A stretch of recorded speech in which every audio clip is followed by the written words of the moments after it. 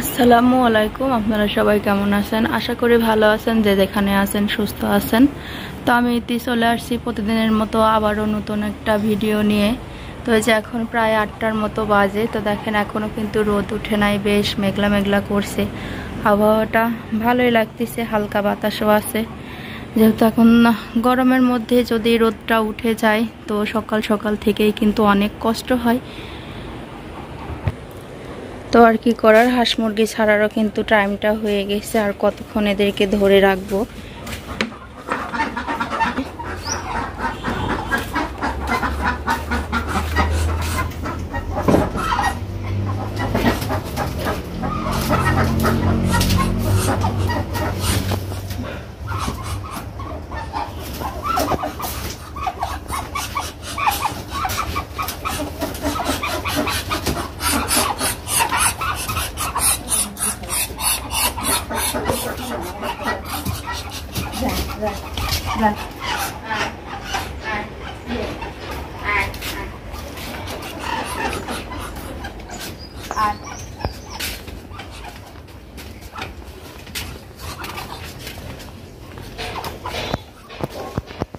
এই যে আপনাদের বলছিলাম যে আমি শখের হাঁস কিনছি অনেকগুলো টাকা দিয়ে। এই হাঁসটার ওজন কিন্তু প্রায় 5 থেকে 6 কেজি ওজন।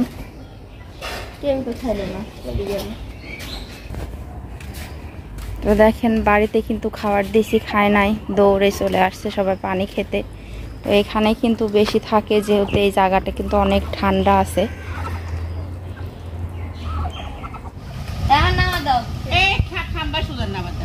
খেলে আসবে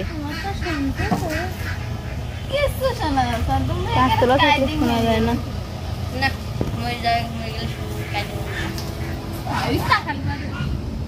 শব্দ পাবে না যতই করো। আমি শরীর কাকা কই জোরে শুনতে পাবি। এ নামা দাও। শেষ। তোমার রাইট শেষ। তোমার ওই গাড়ির যাচ্ছে। ট্রিটমেন্ট দিতে হবে। ইলিশ মাছ আর বাদাম ভর্তা হলে পর কিচ্ছু লাগে না। কি হলো একটু গাড়ি কি সুখ পাই গেল। ওইটাই মনে করো ওর কাছে গাড়া ঢাকা খাওয়া আসতে পাই গেল। পাঁচশো জানি আবু সাহেব কিন্তু লাগবে মনে নেই। আবু সাহেব কইছিল কি সবাই আন্দোলন করছে, ও আন্দোলন করে। দেখেন বৃষ্টি নাই, তবুও কত সুন্দর গাছগুলো হয়েছে, চাল কুমড়ি ধরাও পাচ্ছে। তো এই যে এখানে একটা ধরছে, আমার শাশুড়ি কিন্তু যা লাগায় সেটাই হয়। তো এই যে আরো আস্তে আস্তে আরো জালি পড়ছে।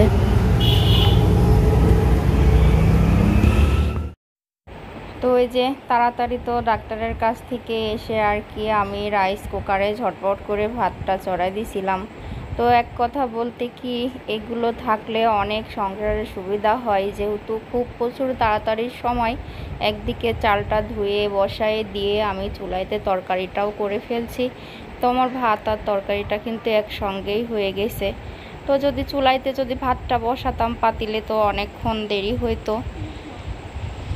তো এদিকে ভাতটাও হয়ে গেছে, তরকারিটাও নামাই ফেলছি। আজকে শুধু একটা তরকারি প্রথমে করেছিলাম, বেগুন আলু আর হলো মাছ দিয়ে।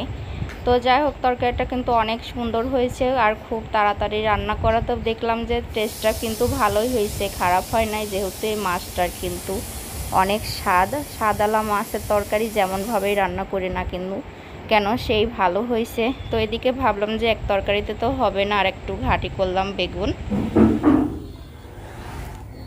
আসলে যে এখন কোথা থেকে যে শুরু করব সেটা কিন্তু আমি ভেবেই পাচ্ছি না। যেহেতু দেখেন আজকে সকালবেলা উঠে সব ঘরমর গোছানোর আগ দিয়েই আমার মেজো আপা চলে আসছিল। তো আর কি আমি এগুলো গুছাইয়ে হলো সুমির পায় নাই, তো ছায়ের বাবাও শুয়েছিল। তো এখন তো আসরের আজান পড়ে গেছে। তো আর কি ডাক্তারের কাছে গেলে কিন্তু যাবার নিজ স্বাধীন আর আসা পর স্বাধীন। তো যাই হোক আসতে কিন্তু অনেকটা দেরি হয়ে গেছে। তো এসে দেখি যে আর কি ছেলে মেয়েদের তো আর রান্না করে খাওয়ানোর মতো মানুষ নাই, যেহেতু আমি তো সকালবেলা তো হালকা পাতলা শুধু ভাজি আর ভাতটা করে ধুয়ে চলে গেছিলাম। তো এসে দেখি যে ওদেরকে তো আর খাওয়া হয় নাই, শুধু ওর বাবা হলো আইসক্রিমটা কিনে দিয়ে গেছিল, তো সেগুলো খাইছে। তো এখন তো এসে আর কি আমি ঝটপট করে শুধু একটা তরকারি আর ভাতটা বসাইছিলাম, তো রান্নাটাও হয়ে গেছে, শুধু এখন আমি এগুলো এখন গুছাবো। যে দেখেন বাড়ি ঘরের অবস্থা কিন্তু সব কাহিল হয়ে আছে, সব নোংরা পড়ে আছে।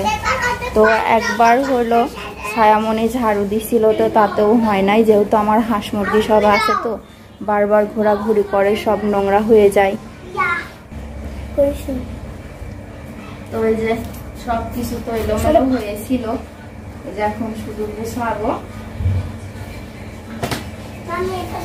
খাই বাবা, এদিকে আবার তানভীর আসছে আমাকে সাহায্য করার জন্য।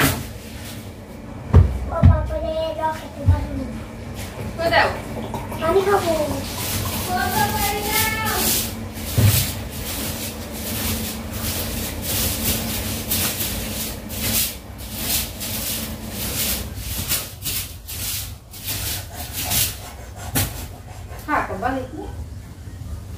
বাইরে যাও,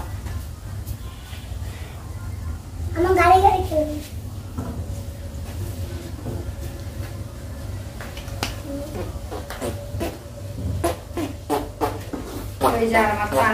শুধু ফ্রিজ থেকে আচার বের করবে আর হ্যাঁ এখন আর করে।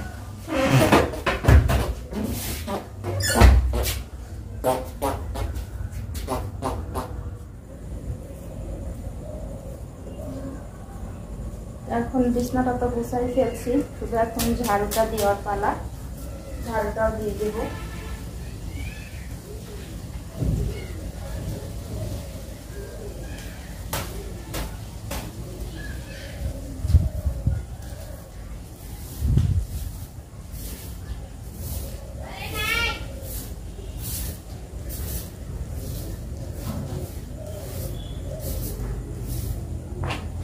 যতই বারবার ঝাড়ু দিই না কেন তানভীরের জন্য আর পরিষ্কার থাকে না, ও শুধু বাইরে ঘুরে আর ভিতরে ঢোকে।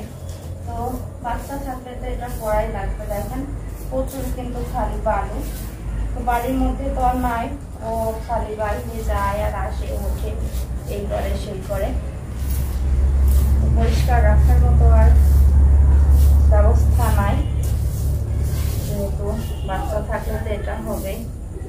তখন আর ছোট বোঝে না, এই জুতা পায়ে দিয়ে ঘরে ঢোকে, আবার সময়টা খুলেও ঢোকে ঠিক নাই।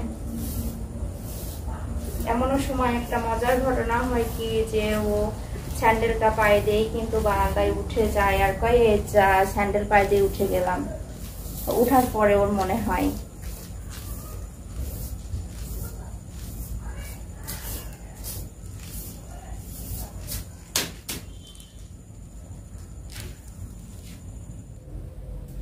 তো আর কি, বাড়ির কিন্তু মাদের মতো কিন্তু সব কাজ হয় না, সব কিছু মানে অল্প সময়ের মধ্যে কিন্তু সব কিছু গুছাই ফেলছি।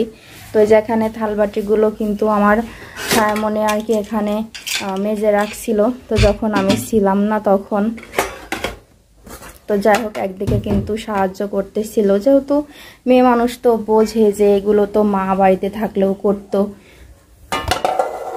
যেহেতু কাজ তো আর শেখা দেওয়া লাগে না, ওগুলোও কিন্তু ওরা দেখেই শেখে। তো একদিকে কিন্তু কাজগুলো একটু আমার আগায় গেছে, আগে থাকতে যে থালাবাটিগুলো মেজে রাখছিল। তো যাই হোক পানিটাও বেশ ঝরে গেছে।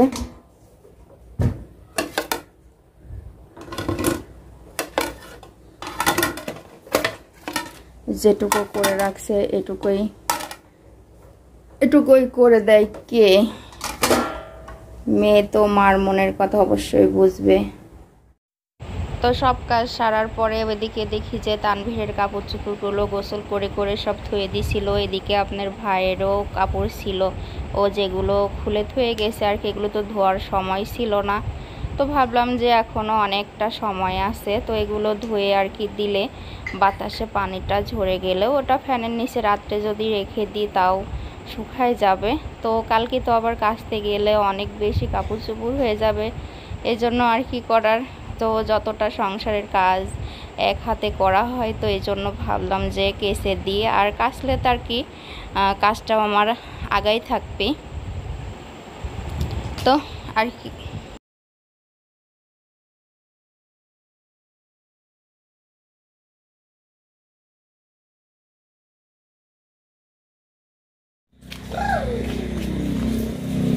তো আর কি দেখা যাক। সেদিনকে যে তরমুজের গাছগুলো দেখে আসছিলাম, তো দাদি বলতেছিল যে তরমুজের গাছগুলি নাকি মুরগি আশ্রয় ফেলছে। শুনে তো খুব খারাপই লাগলো যে আপনাদের ভাইয়া কিন্তু অনেক শখ করে তো গাছগুলো লাগাই থুইছে, আর এইখানটায় মুরগি এইভাবে আশ্রয় ফেলছে। তো এই যে আসলেও কিন্তু মুরগি আশ্রয় দিছে। গাছগুলো কিন্তু কয়েকটা ছিল, নাই আর মাত্র 2টা গাছ আছে এখানে।